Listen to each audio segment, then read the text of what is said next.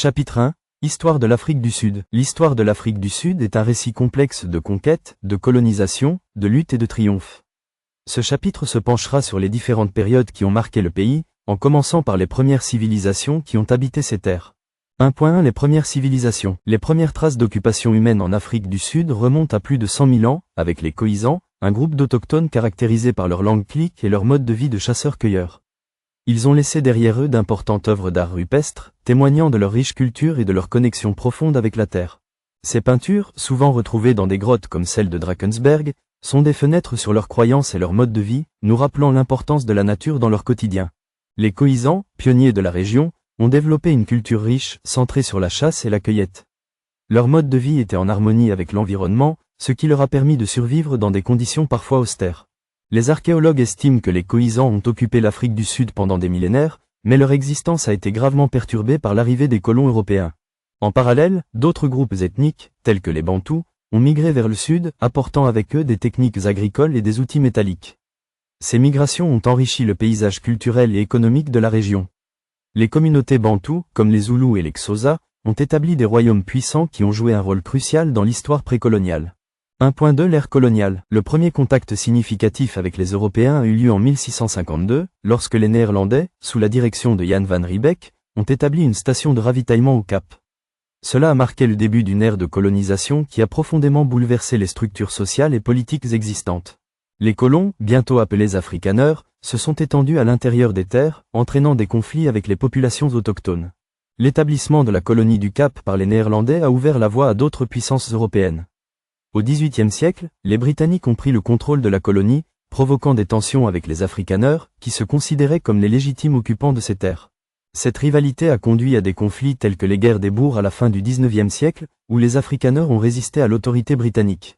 Ces guerres ont eu un impact considérable sur la population locale, exacerbant les divisions raciales et sociales.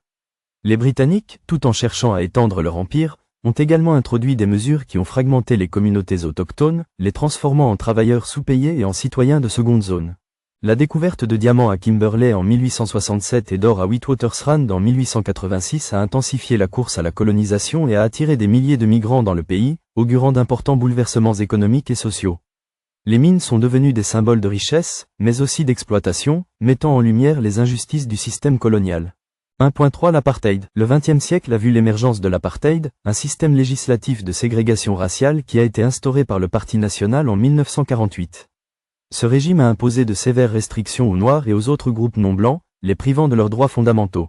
Des figures emblématiques comme Nelson Mandela ont émergé comme des symboles de la résistance contre l'oppression, menant à des années de lutte acharnée pour la liberté. L'apartheid, un mot afrikaans signifiant « séparation », a été conçu pour maintenir la domination blanche sur les populations noires. Les lois de l'apartheid ont non seulement restreint les mouvements et les droits civiques des Noirs, mais ont également créé un système éducatif séparé, avec des ressources largement inégales. Des milliers de personnes ont été déplacées de force de leur foyer dans le cadre des politiques de développement séparé. La résistance au régime de l'apartheid a pris plusieurs formes, des manifestations pacifiques aux actions armées. Des organisations comme l'ANC, African National Congress, et le PAC, Pan-Africanist Congress, ont joué un rôle clé dans l'opposition à la répression. Nelson Mandela, emprisonné pendant 27 ans, est devenu le visage de cette lutte pour la liberté. Les années 1980 ont vu une intensification des tensions, avec des grèves massives et des révoltes populaires. Le gouvernement sud-africain, confronté à une pression internationale croissante et à des sanctions économiques, a finalement entamé des négociations pour mettre fin à l'apartheid. En 1990, Mandela a été libéré, marquant le début d'une nouvelle ère pour le pays. 1.4 La démocratie moderne. La fin de l'apartheid en 1994 a marqué un tournant historique pour l'Afrique du Sud.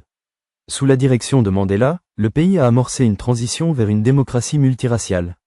Ce chapitre se conclura sur les progrès réalisés depuis lors, tout en reconnaissant les défis persistants auxquels le pays doit encore faire face, notamment les inégalités économiques et les tensions sociales. Le 27 avril 1994, l'Afrique du Sud a tenu ses premières élections multiraciales, une journée historique qui a vu Nelson Mandela élu président. Ce moment a été célébré dans le monde entier comme un triomphe de la justice et de la dignité humaine. La nouvelle constitution, adoptée en 1996, a été saluée comme l'une des plus progressistes au monde, garantissant des droits fondamentaux à tous les citoyens. Cependant, la route vers la réconciliation n'a pas été sans défi. Les inégalités économiques persistent, avec une large majorité de la population noire vivant encore dans la pauvreté. Les tensions raciales et les luttes pour la terre demeurent des questions brûlantes, illustrant les cicatrices laissées par des décennies d'oppression. La jeunesse sud-africaine, tout en célébrant les avancées réalisées, appelle à des réformes plus profondes et à un engagement véritable pour un avenir inclusif. Les mouvements sociaux, tels que Fees Must Fall et Black Lives Matter, témoignent d'une volonté de changement et d'une prise de conscience croissante des injustices persistantes. Conclusion du chapitre 1. L'histoire de l'Afrique du Sud est un récit de résilience et de lutte.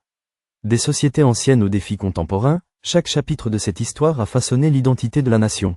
Alors que le pays continue de naviguer dans les eaux parfois tumultueuses de la démocratie, il reste un phare d'espoir pour ceux qui croient en un avenir où tous les Sud-Africains peuvent vivre ensemble dans l'harmonie et l'égalité. Dans le prochain chapitre, nous explorerons la géographie et la biodiversité de ce pays fascinant, véritable mosaïque de paysages et d'écosystèmes uniques qui font de l'Afrique du Sud un lieu exceptionnel sur le plan naturel. Cet aperçu de l'histoire de l'Afrique du Sud sert de fondement à notre compréhension de la nation. Chaque événement, chaque lutte, chaque victoire a façonné son identité actuelle, et les histoires de ceux qui ont vécu ces moments continuent d'influencer le pays aujourd'hui. La richesse de cette histoire mérite d'être explorée en profondeur, car elle est le reflet des aspirations et des luttes d'un peuple qui continue de rêver d'un avenir meilleur. Auteur, Samuel Sabaoth Badibanga Keba.